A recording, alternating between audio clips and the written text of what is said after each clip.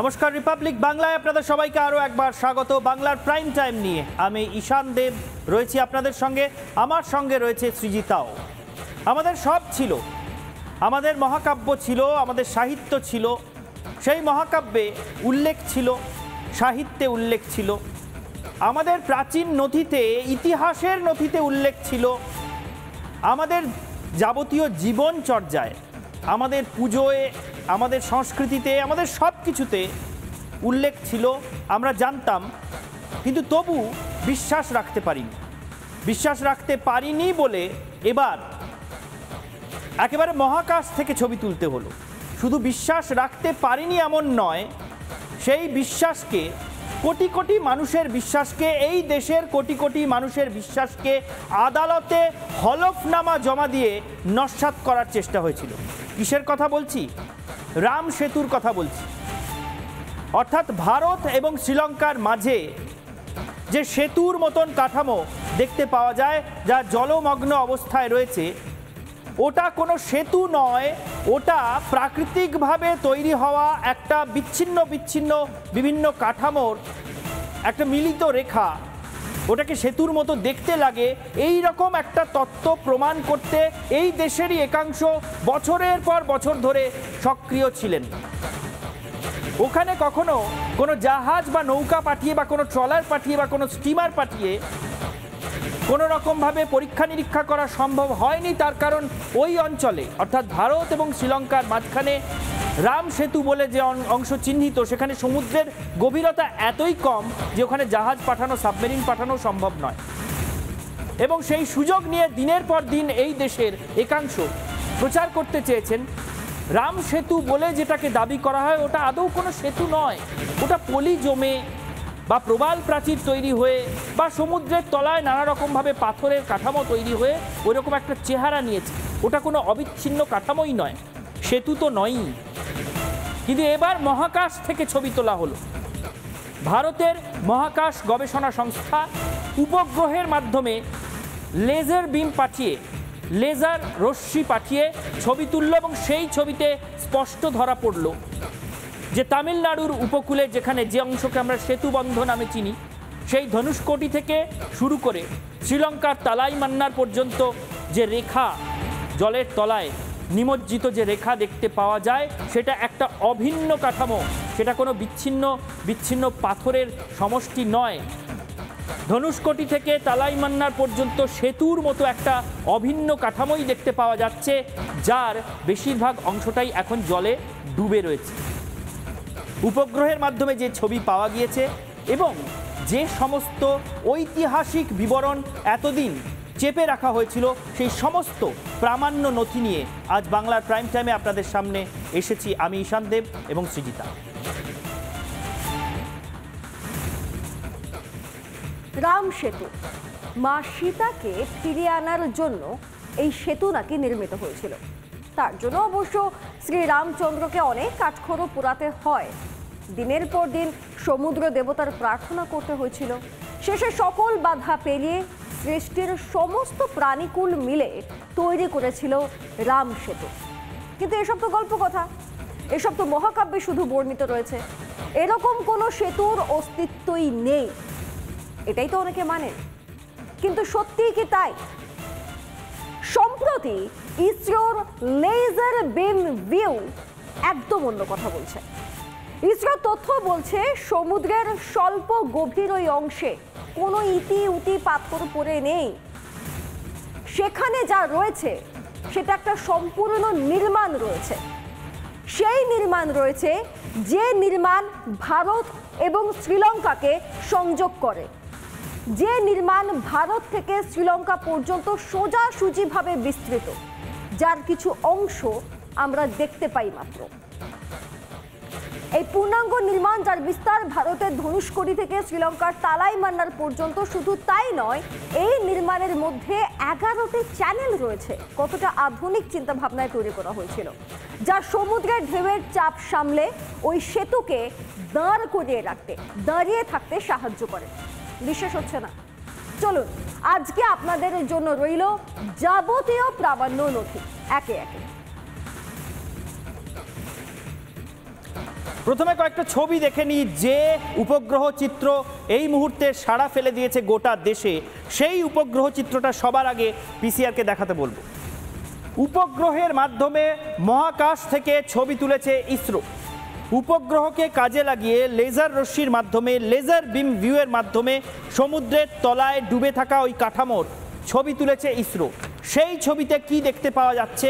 সেই ছবিতে এটাই দেখা যাচ্ছে যে ভারতের উপকূল থেকে তামিলনাড়ুর উপকূল পর্যন্ত বিস্তৃত একটা অভিন্ন একটা সেতুর মতন কাঠামো রয়েছে। যেমনটা দাবি করা হতো এই কাঠামো নাকি কোনো অবিচ্ছিন্ন কাঠামো নয়, এটা নাকি সমুদ্রের তলায় প্রাকৃতিকভাবে তৈরি হওয়া নানা রকম বিচ্ছিন্ন ফরমেশন, বিচ্ছিন্নভাবে বিভিন্ন কাঠামো তৈরি হয়েছে, যেগুলো একটাই সরল রেখায় অবস্থান করছে বলে সেতুর মতো দেখতে লাগে। বিষয়টা যে তেমন নয় সেটা উপগ্রহ চিত্র স্পষ্ট করে দিচ্ছে। উপগ্রহ চিত্রে স্পষ্ট দেখা যাচ্ছে গোটাটাই একটা অবিচ্ছিন্ন কাঠামো এবং ধনুষকোটি থেকে তালাইমান্নার পর্যন্ত 29 কিলোমিটার বিস্তৃত এই সেতুর মতো কাঠামো, যাকে আমরা রাম সেতু বলে চিনি। এরপর আরও একটা ছবি দেখাতে বলবো, সেটা ধনুষকোটির এরিয়াল ভিউ, মানে আকাশ থেকে তোলা ধনুষকোটির ছবি।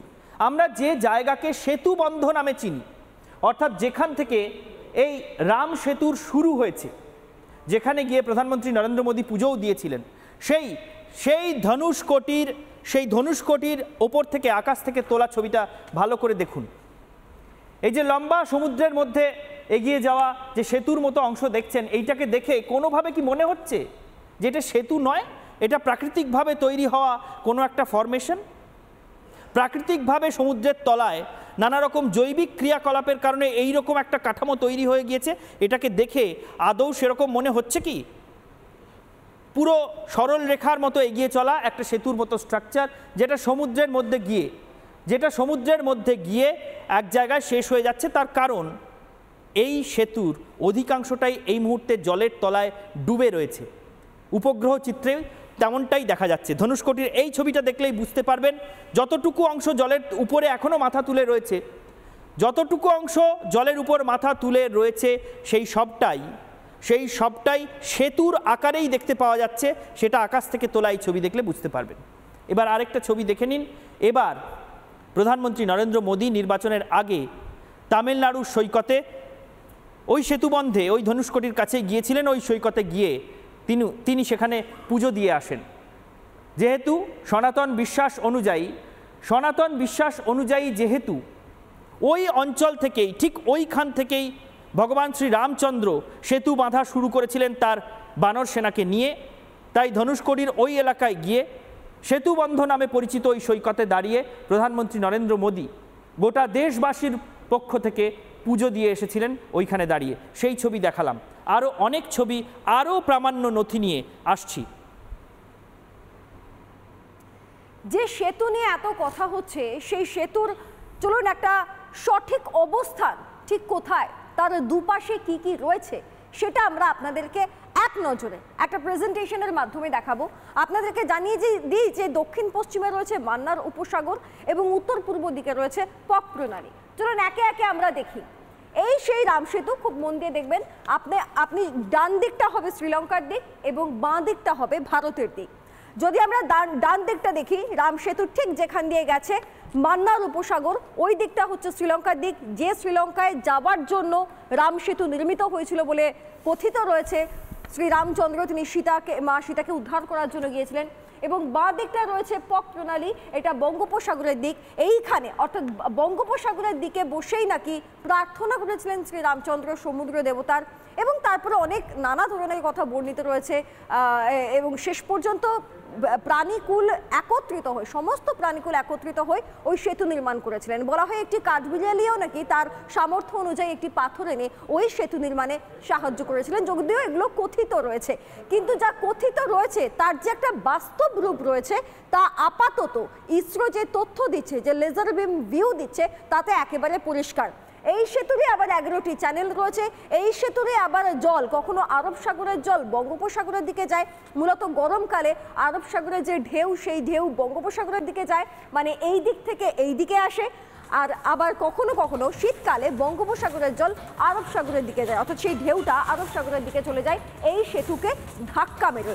লাগাতার ধাক্কা লাগলেও এই সেতুর নির্মাণ কিন্তু ভেঙে পড়েনি। তার গুরুত্বপূর্ণ কারণ হচ্ছে এখানে বলা হচ্ছে যে 11টা চ্যানেল রয়েছে, যে চ্যানেল এই সেতুকে দাঁড়িয়ে থাকতে, তার নির্মাণকে দাঁড় করে রাখতে সাহায্য করছে।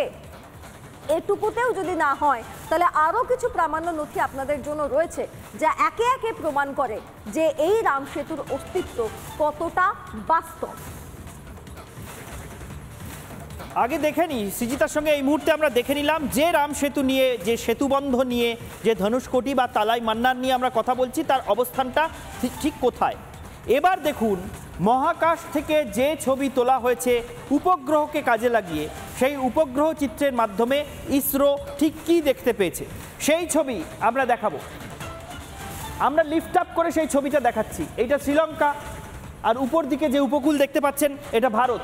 মাঝখানের অংশকে আমরা আরও জুম করে আপনাদের সামনে তুলে আনছি। এই মাঝখানে শ্রীলঙ্কা এবং ভারতের মাঝখানে যে সেতুর মতন স্ট্রাকচার, যে কাঠামো দেখতে পাচ্ছেন, এইটার দৈর্ঘ্য 29 কিলোমিটার এবং এই গোটা 29 কিলোমিটারের এই যে বিস্তার, তার মধ্যে সমুদ্রের গভীরতা অত্যন্ত কম, 1 মিটার থেকে 10 মিটার, এর বেশি গভীরতা কোথাও নেই। ফলে ওখানে কোনো জাহাজ নিয়েও যাওয়া আসা করা যায় না। ধনুষকোটি থেকে তালাইমান্নার পর্যন্ত এই যে 29 কিলোমিটারের বিস্তৃতি, এই বিস্তৃতির মধ্যে সমুদ্রের গভীরতা খুব কম। তার কারণ ওইখানে আসলে যে রাম সেতুর কথা বলা হচ্ছে, যেটাকে অনেকে অ্যাডামস ব্রিজ, বিশেষ করে ইউরোপীয়রা অ্যাডামস ব্রিজ নামে ডাকেন, সেইটা যেহেতু জলের তলায় নিমজ্জিত অবস্থায় রয়েছে, সেই জন্যই ওখানে সমুদ্রের গভীরতা কম। সেটা কিন্তু স্পষ্টভাবে দেখা গিয়েছে উপগ্রহের তোলা ছবিতে। এবং এই কাঠামোটা যে পুরোটাই একটা অভিন্ন কাঠামো, এটা যে কোনোভাবেই ভিন্ন ভিন্ন কাঠামো নয়, অনেকগুলো পাথরের খণ্ড বা অনেকগুলো প্রবাল প্রাচীর পরপর দাঁড়িয়ে রয়েছে বিচ্ছিন্নভাবে, এমনটা যে নয়, সেটাও উপগ্রহ চিত্র প্রমাণ করে দিয়েছে ইসরোর তোলা ছবি। এর ফলে দুটো তত্ত্ব পুরোপুরি নস্যাৎ হয়ে গিয়েছে সৃজিতা। এর ফলে একটা তত্ত্ব, যে তত্ত্ব বারবার প্রচার করা হতো যে এটা নাকি একটা বিচ্ছিন্ন কাঠামো, কোনো অভিন্ন কাঠামো নয়, সেই তত্ত্ব তো নস্যাৎ হয়ে গিয়েছেই। তার সঙ্গে আরও একটা তত্ত্ব নস্যাৎ হয়ে গিয়েছে এই ছবি সামনে আসার পর। সেটা হলো এই কাঠামো নাকি কোনোভাবেই মানুষের তৈরি করা কাঠামো নয়, এই কাঠামো নাকি প্রাকৃতিকভাবে তৈরি হয়েছিল, এমনও একটা তত্ত্ব প্রচার করা হতো। কিন্তু ঐতিহাসিক নথি সামনে এসে সেই তত্ত্বকেও অনেকটাই নস্যাৎ করে দিচ্ছে। কিভাবে করে দিচ্ছে সেগুলোও ধাপে ধাপে দেখাচ্ছি। একটা দিক জানালেন ঈশানদেব চট্টোপাধ্যায়, যে লেজার বিম ভিউ ঠিকই বলছে। আচ্ছা, আমরা যখন কোনো কিছু সম্পর্কে জানার চেষ্টা করি, অতি অবশ্যই তার ঐতিহাসিক কিছু প্রমাণ খোঁজার চেষ্টা করি, বা ইতিহাসে যা বর্ণিত রয়েছে তার ভিত্তিতেই আমরা পরবর্তী পদক্ষেপগুলো নিই। তো এই রাম সেতু নিয়ে কি আদৌ কিছু বলা রয়েছে? হ্যাঁ, রয়েছে। আপনাদেরকে জানিয়ে রাখি যে রামেশ্বরম মন্দিরের কিছু রেকর্ড রয়েছে, যে রেকর্ড প্রমাণ করে যে রাম সেতুর অস্তিত্ব ছিল। শুধু তাই নয়, কিছু পারস্যের কিছু নাবিক, তাঁদের বর্ণনাতেও একই কথা উল্লেখ রয়েছে। চলুন একটা প্রেজেন্টেশনের মাধ্যমে ঝট করে দেখে নিই যে ঠিক কী কী বলা হচ্ছে। নবম শতকে পারস্য থেকে আসা নাবিকের লেখায় সেতু বন্ধাই, অর্থাৎ তাদের ভাষায় সেতু বন্ধাই বলা হয়, অর্থাৎ সেতু বন্ধন বলতে পারেন আপনারা, বা এই সেতুর উল্লেখ রয়েছে। এটি একটি প্রামাণ্য নথি হিসেবে ব্যবহৃত হতে পারে বা প্রমাণ হিসেবে থাকতে পারে। আরে বাবা, না থাকলে তারা কেন বলছেন, বা তারা সেই সেতুর সম্পর্কে জানছেন কি করে? মনে মনে ভেবে তো লিখে ফেলেননি। দ্বিতীয়ত, আর কি কি রয়েছে? রামেশ্বরম মন্দিরের নথিতেও এই সেতু জেগে থাকার উল্লেখ রয়েছে। রামেশ্বরম মন্দিরে যে নথি রয়েছে সেখানেও এই সেতুর উল্লেখ রয়েছে এবং 1480 সাল পর্যন্ত এর অস্তিত্ব ছিল বলে বলা হচ্ছে। দেখি কি বলা হচ্ছে, যে 1480 সাল পর্যন্ত সমুদ্র পৃষ্ঠের উপরে এই সেতুর অস্তিত্বকে টের পাওয়া গিয়েছে, এই সেতুর অস্তিত্বকে দেখতে পাওয়া গিয়েছে। তারপর থেকে এই সেতুকে দেখতে পাওয়া যায়নি। সেটা নানা প্রাকৃতিক কারণ হতে পারে, নানা প্রাকৃতিক দুর্যোগ হতে পারে, যে কোনো কারণেই হোক। তারপর থেকে এই সেতুর সম্পূর্ণ যে অস্তিত্ব সেটিকে দেখতে পাওয়া যায় না। কিন্তু যদি নাই থাকতো, যদি এটা মানুষের নির্মাণ না হতো, বা যে কোনো কারণ যদি নির্মাণ না হতো, তাহলে তো এখানে অস্তিত্ব থাকতো না, তাহলে তো এই অস্তিত্বগুলো তো থাকতো না, তাই নয় কি? আমরা এখান থেকে ইতিহাসবিদ কি বলছেন একবার শুনুন, আপনাদেরকে একবার শোনাবো যে তারা কি বলছেন, ঐতিহাসিক মহল কি বলছেন। রাম সেতু অবশ্যই ঐতিহাসিকভাবে সত্য একটি সেতু এবং এটা মনুষ্য দ্বারা নির্মিত। প্রাচীন পারস্য বণিকদের লেখায় সেতু বন্ধাই বলে একটা সেতু বন্ধাইয়ের উল্লেখ পাওয়া যায়। সেই সেতু বন্ধাই এই রাম সেতুকেই উল্লেখ করছে। রামেশ্বরম মন্দিরে প্রাচীন নথিতেও আমরা এখানে একটি সেতুর অবস্থিতির কথা জানতে পারি। আমেরিকার বিভিন্ন বিশ্ববিদ্যালয়ের গবেষকরা একটি ডকুমেন্টারি প্রকাশ করে এই রাম সেতুর ওপর। তাতে তারা গবেষণা করে দেখেন যে 4000 বছর পুরনো একটি সেতু রয়েছে এখানে এবং সেটি প্রাকৃতিকভাবে সৃষ্ট নয়, সেটি মনুষ্য নির্মিত।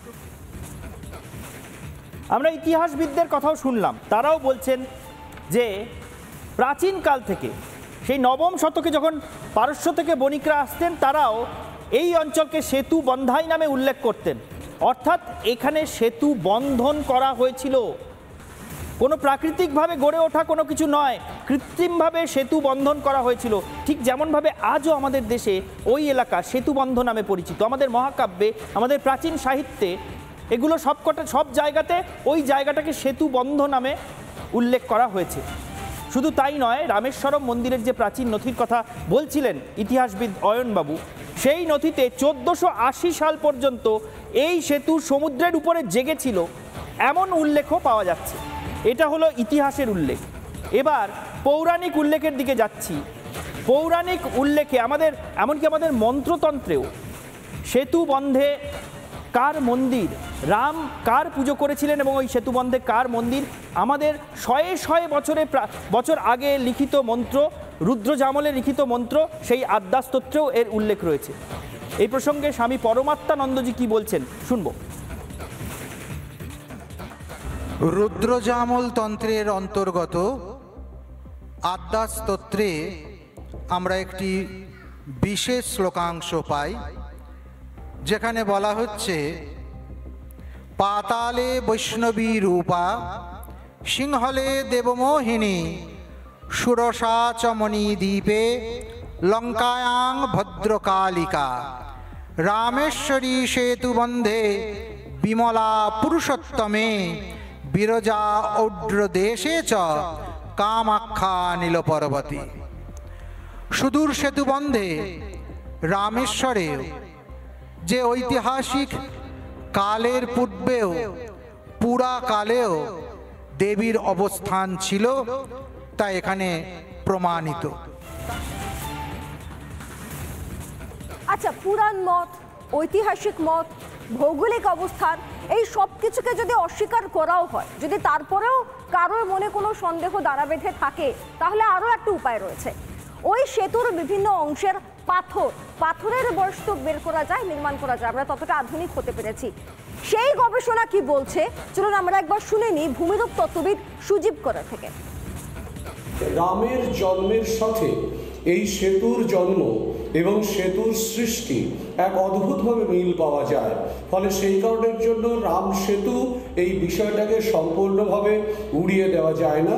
তার কারণ জিওলজিক্যালি যদি এটা লক্ষ্য করে দেখা যায় তাহলে কিন্তু রাম সেতুর জন্ম বৃত্তান্ত মোটামুটিভাবে খ্রিস্টপূর্ব 7000 বছর আগেকার, এবং ঠিক একইভাবে এখানকার যে পাথরগুলো ব্যবহার করা হয়েছে সেটাও কিন্তু প্রায় খ্রিস্টপূর্ব 7000 বছর আগেকার।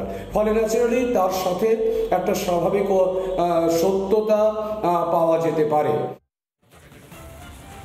অর্থাৎ ঈশান দেব, সুজীব কর বাবুর মন্তব্য থেকে একটা বিষয় পরিষ্কার যে রামের অস্তিত্বকাল এবং এই পাথরের অস্তিত্বকালের খুব একটা কিন্তু পার্থক্য নেই, মানে সমকালেই এটা বলা হচ্ছে, অন্তত সুজীব করের বক্তব্য অনুযায়ী। একদমই, ভূমিরূপ তত্ত্ববিদ সুজীব কর একটা জিনিস খুব স্পষ্টভাবে বলছেন যে নাসার যে প্ল্যানেটারি পজিশনিং সিস্টেম, সেখানে রামের জন্মতিথি সেখানে ইনপুট দেওয়ার পর যে সময়কালকে দেখানো হয়েছে, ওই অঞ্চলে রাম সেতুতে যে পাথর পাওয়া যায় তার বয়সও ওই সময়কালের, কিন্তু আশপাশের অন্যান্য পাথরের বয়স সেই সময়কালের সঙ্গে মেলে না।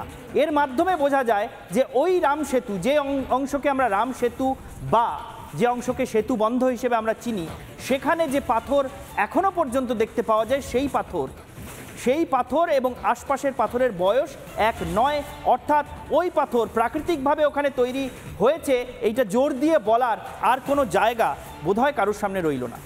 বাংলার প্রাইম টাইম আজকের মতো শেষ করছি এখানেই। দেখতে থাকুন রিপাবলিক বাংলা।